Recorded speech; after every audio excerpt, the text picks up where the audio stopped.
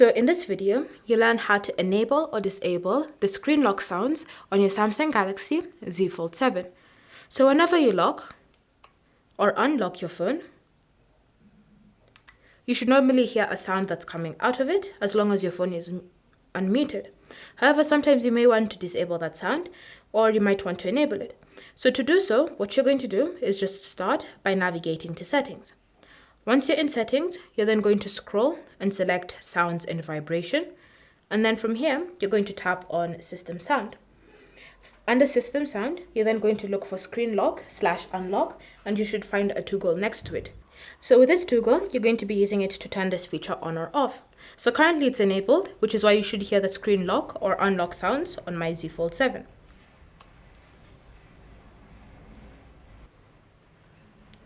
However, sometimes if you want to turn it off, you're just going to tap on the toggle next to it to turn it off. And now no matter how many times you lock or go through the process of unlocking your phone, you should no longer be able to hear a sound. If you want to restore them, you can just tap on the toggle and they'll be restored. Thanks for watching.